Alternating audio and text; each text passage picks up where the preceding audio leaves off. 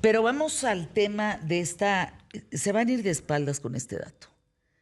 ¿Cuánto creen que ha aumentado la violencia escolar? 205%. Wow. Eso es un dato terrorífico. ¿Por qué aumentó 205%? ¿De dónde viene esto? 28% de los niños, niñas y adolescentes, estás hablando de más de 3 millones de personas, han vivido un episodio de violencia. Lo estaba diciendo Saskia Niño de Rivera ayer que vino. De 10 niños, 9 antes de los 6 años, hicieron un estudio con 12,000 niños, me acuerdo perfecto, antes de los 6 años, o abusaron de ellos sexualmente, o les pegaron, o los maltrataron, o los quemaron, o lo que quieras, Wow. lo que sea de violencia. Pues sí, Fernanda, muchas gracias por esta invitación. Esa voz es del presidente del Consejo Directivo de Protocolo Antibullying, que has estado con nosotros, Óscar querido, Óscar Hernández. Y Mariana Ríos, que todavía no oyen su voz, abogada especializada en bullying, ciberbullying y prevención de violencia escolar. ¿Qué cosa? Sí, fíjate que la UNESCO menciona que México tiene el 32% de acoso escolar, pero sabemos que más del 50% no denuncia. Entonces, eso lo podemos duplicar a un 60 y tantos %, y entonces ya estamos en la realidad de que 6 o 7 de cada 10 niños han sido víctimas de acoso escolar. Eso es altísimo, Mariana. Es muchísimo. ¿Y por qué se da, Fernanda? Al parecer, el tema del bullying seguimos creyendo que es un tema meramente de niños. Es una conducta de niños, es un tema normal, es un tema que normalizamos la violencia. Y en realidad no es así. Son cuestiones que tenemos que prevenir, que tenemos que atender, que tenemos que detectar y que tenemos que darle la seriedad al asunto. Porque como bien compartía Óscar, la estadística dice que es muy bajo el porcentaje de las niñas, niños y adolescentes que denuncian este tipo de conductas. La realidad es impresionante. Fíjense, para ponerlo en dineros, ya olvídense el trastorno mental, que eso es gravísimo. En dinero, México pierde 7,000 millones de pesos por trastornos que tienen que ver mentales en jóvenes de 14 a 25 años, por diserción escolar, pérdida de productividad, atención médica, depresión, ansiedad. 7,000 millones. A nivel mundial, previo al 2020, o sea, todo este tema de la pandemia, que la pandemia también exponenció en números alarmantes todas estas situaciones, se decía que a nivel mundial se gastaba más de $10 billones solamente en temas de acoso escolar. Es tanta la gravedad que incluso la Organización Mundial de la Salud tiene un protocolo de atención para temas de acoso escolar, que el acoso escolar al final es la traducción de la palabra bullying, ¿no? El bullying es igual a acoso escolar.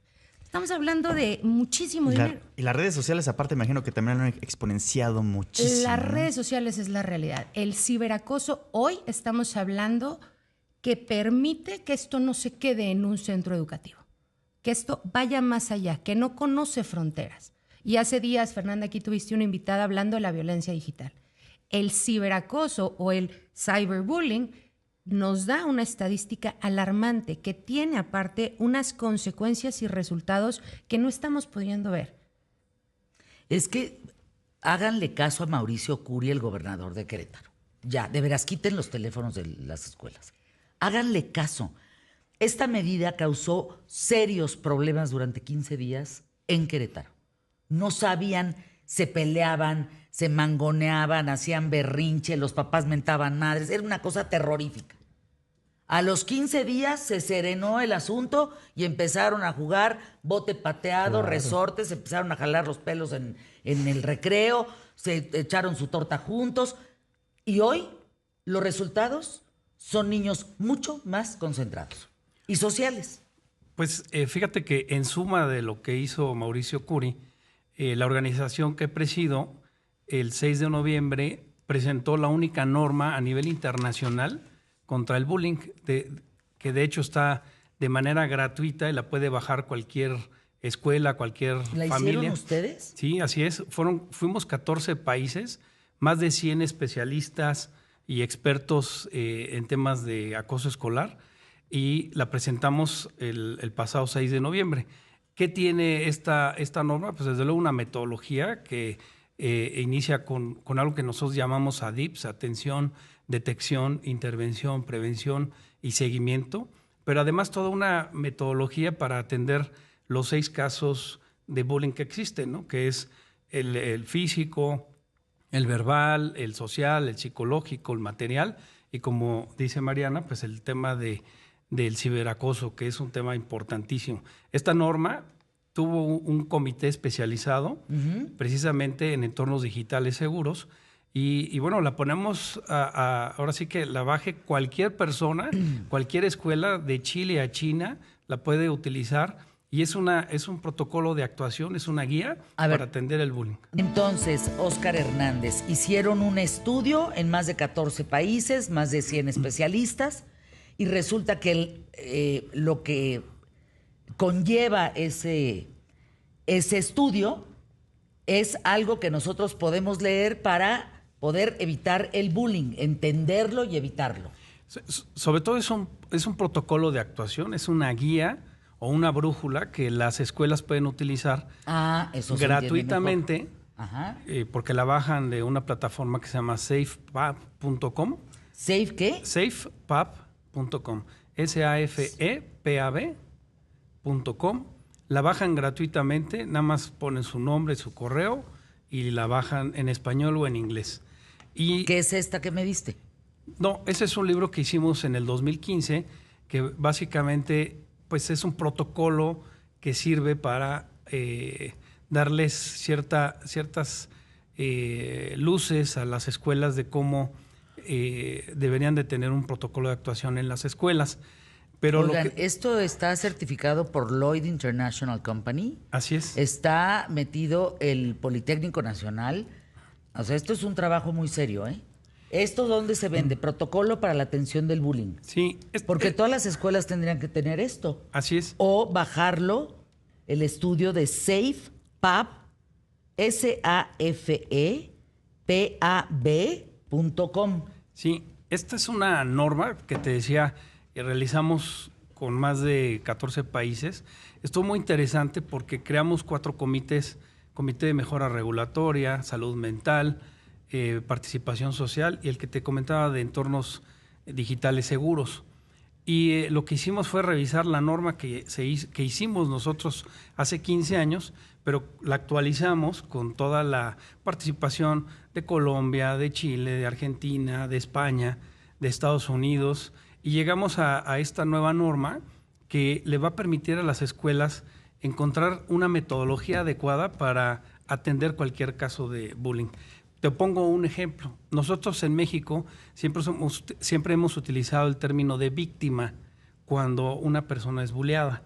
Y uno de las creo yo, grandes aciertos es cambiar el término a agredido, porque no todo el agredido se convierte en víctima.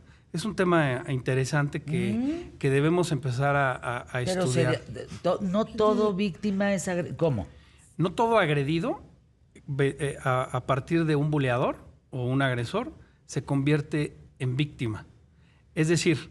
Ay, a mí me suena... Perdón, yo quisiera aquí hacer una intervención legal. En términos legales sí tendría que ser víctima, y no es porque le demos una categoría ni menor ni mayor a, simplemente es por la protección a las víctimas, y desde la normativa internacional y nacional tendríamos que empezar a llamar las cosas como son. ¿Para qué? Para que entonces podamos utilizar las herramientas que se tienen desde, por supuesto, estudios tan serios como los que hacen ustedes, pero también desde todo el avance que tenemos normativo, y no nada más en México. ¿Hemos avanzado en eso? Sí hemos avanzado. Hoy en temas legales existe la Ley de Protección de Niñas, Niños y Adolescentes, existe una Ley de Protección a Víctimas, existe también en el ámbito internacional. Pero Fernanda, esto estamos hablando que es desde 1990 la Convención de Derechos del Niño, y que en esta convención establece justamente cuáles son los derechos de los niños, y entre ellos es crecer en un ambiente seguro. No vivir una vida. Es una utopía, pero que si no empezamos a nombrarla como lo que es, mucho menos vamos a poder tener resultados positivos. Es lo que justamente ayer hablamos, Óscar Hernández, Mariana Ríos, con Saskia Niño de Rivera. Cómo ella en ese mundo de Reinserta tiene en el entorno un estudio de 12,000 personas, hace ella un estudio y en esas 12,000 encuentra que todos los 12,000, por lo menos 9 de 10, o sea, uno se libraba, pero y raro. Pero los otros 9 de 10, todos, absolutamente todos y todas habían sufrido violencia antes de los 6 años. Por supuesto, ahora, no son... Es una locura. Es una locura, porque es la realidad, justamente. O sea, hoy nuestras niñas, niños y adolescentes viven, consumen y practican violencia.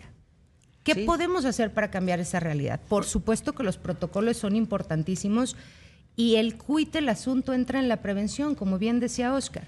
¿Cómo podemos, como sociedad, prevenir estas situaciones? Es que fíjense... Y después atender, resolver, detectar y avanzar, ¿no? Pero ¿qué pasa con los niños? A ver, justamente, ¿un niño se puede ir a la cárcel? No, legalmente no. A partir de los 12 años ya son sujetos, las niñas, niños y adolescentes ya se consideran adolescentes y entonces son sujetos a algún tipo de procedimiento, ¿no? Responsabilidad penal. Sin embargo, hasta los 14 puede ser que tengan una condena. Sin embargo, en temas de justicia para adolescentes, que es todo un mecanismo específico para los adolescentes, a nivel internacional y en México desde el 2014, empezó desde el 2008, pero 2014 ya se tiene esta Ley Nacional de Justicia para Adolescentes. Pero, perdón, Fernanda, la cárcel, por decirlo de alguna forma, o el internamiento, tiene que ser la última medida. ¿Qué buscamos, Óscar, yo, la comunidad internacional y nacional que velamos por la protección y derechos de los niños? Prevenirlos y dotarlos de herramientas para que modifiquen su conducta. Y si un adolescente o una infancia modifica la conducta, como resultado lógico, tenemos una mejor sociedad. ¿Qué piensas de esto, Óscar? ¿Piensas igual que no se les debe de castigar? No, yo creo que, de hecho, la propia norma, que como lo comento, fue resultado de la participación de 14 países, sí plantea un tema de sanciones. Pero fíjate, hay un estudio importantísimo que se hizo en una cárcel de Ciudad Juárez con menores delincuentes, cuando el 95% refiere que se volvió delincuente porque no tuvo límites ni en casa ni en escuela. Entonces, sí es necesario sancionar, obviamente de manera proporcional y que sea correctiva, no que sea de una manera que lastime la dignidad de la persona. Justamente en la norma viene todo un proceso para las entrevistas con el agredido, con el agresor, con los testigos, que justamente es un tema que casi nadie considera. El 25% de los testigos tienden a tener trastornos de ansiedad y depresión. Por presenciar el bullying. Exacto, porque no saben cómo actuar. Analizarlo. O lo absorben o lo normalizan, que es peor, ¿no? Y eso es parte de lo que está sucediendo en la sociedad. O sea, que el impacto es comunitario. Sí. No entre dos personas. No. Claro. Afecta al grupo, afecta a la escuela. Y justamente lo que pretende la norma es darles la parte metodológica, científica y técnica a cada escuela para atenderlos. Y lo más interesante que te quiero decir, Fernanda, es que quienes más han bajado la norma no son las escuelas, sino los papás. Y los papás están bajando la norma para ir a las escuelas y decir, oye, necesito que implementes esta norma en tu escuela. A ver, por acá dice Samarripa de Nuevo León, en la escuela de mi niña mandaron llamar a los papás porque un niño le dijo a una niña, hola chaparrita. El niño tiene una condición, Fer. Y quienes lo conocemos sabemos que no es malicia, que eso no es bullying, pues, que él es así. ¿No estamos cayendo ya en excesos? Sí, tiene que haber 3 causalidades para que sea bullying. Que sea entre pares, que sea con un interés de abuso de poder y que sea constante. Entonces, en este caso, pues no creo que, a menos que se den estas 3 factores. ¿Constante? Sí, debe ser constante, con interés de abuso de poder y con el ánimo de lastimar a la otra persona. Si no, no es bullying. O sea, alevosía y ventaja. Exacto. Más que, perdóname, más que con la intención de poder, es con la intención de generar un daño. O sea, desde la normativa. Y aquí quiero abrir un paréntesis rapidísimo, regresando un poco al tema. Desde la protección de derechos humanos no hablamos de que no haya consecuencias. Simplemente los niñas, niños y adolescentes tienen que tener consecuencias socioeducativas, no punitivas.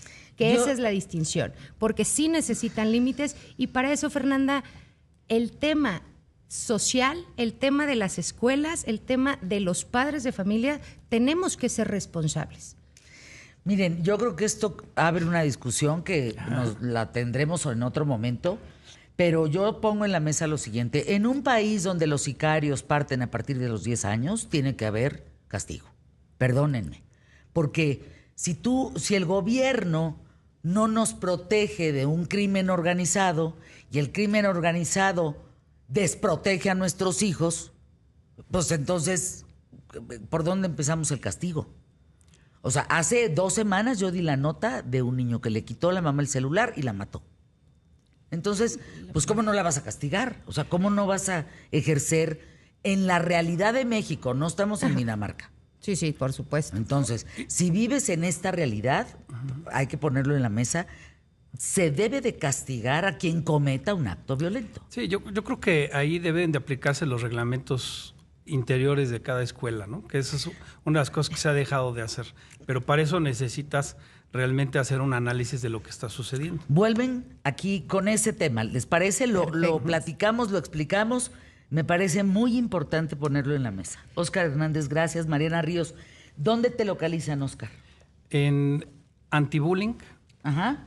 Protocol. ¿Sí? Ahí están las redes sociales, Instagram, Facebook, y en la página de internet safepath.com.